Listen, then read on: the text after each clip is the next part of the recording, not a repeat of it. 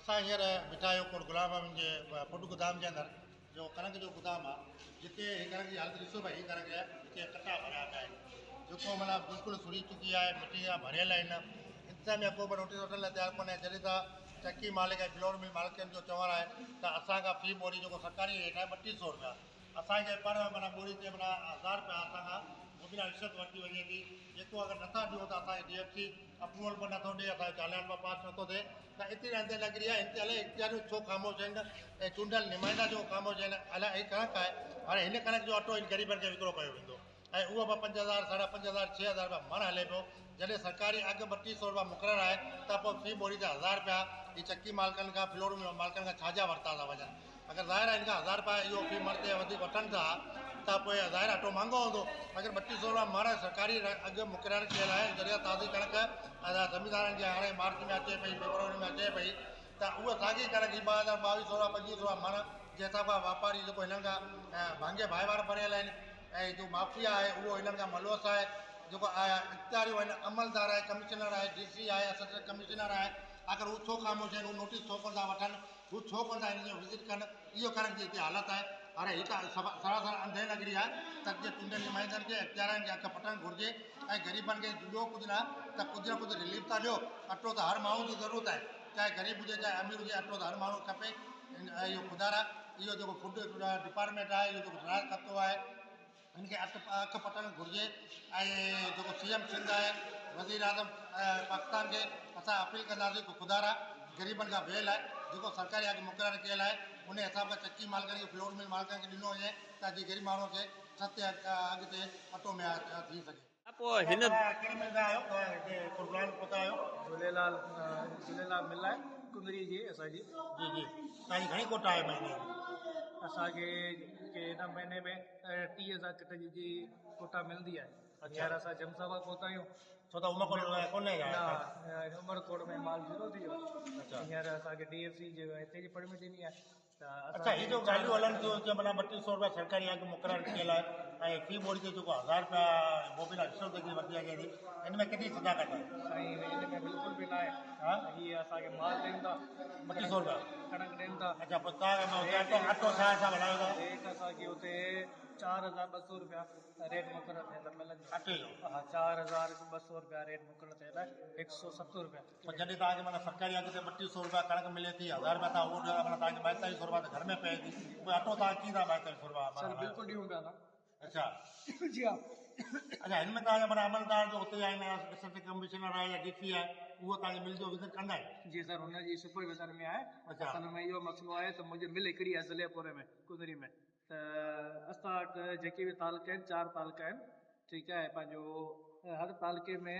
daily असां गाॾी मोकिलींदा आहियूं 104 रुपया किले जे हिसाब सां पंहिंजो अटो ॾींदा आहियूं अच्छा कणक कीअं पई मिले अव्हांखे को मिटी वारी को सड़ियल हिन जे बारे में छा चवंदा जेको हींअर असां जेको ही ॾिठो आहे असांजी टीम ॾिठो आहे जेको कणक मिक्स में आहे अच्छा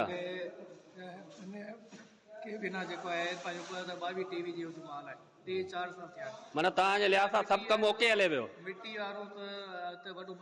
मसइलो हले पियो मिटी जो पर अगरि रफ़ी अचे पई या स्लो अचे पियो इहो त हाणे 2 साल पहिरीं वारी कणक आहे अच्छा मिटी वारो त ठीकु आहे हू वरी बि कणक ख़िताब थी सघे थी पर जेके कारी कणक आहे ॾाढा ख़राब थी विया आहिनि हुनखे बि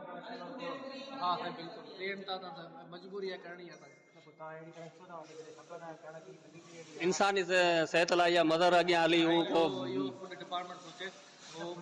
न हर इंसान सोचे तव्हां बि सोचो न पोइ उहा पी छो था हलायो साईं अगरि त माल अवां पंहिंजे मुनाफ़े लाइ जेकॾहिं कंहिंजी ज़िंदगी हरूभरू हुनखे बीमार माण्हुनि खे कंदा अव्हांखे सोचणो आहे फूड वारा त न ईंदा ॻाल्हि इहा आहे अगरि असां माल अगरि चुंदा वठूं न कहिड़ी बि महीने ते त असांजो जेको लाइसेंस आहे उहो सस्पेंड थी वेंदो आहे त इहा मजबूरी आहे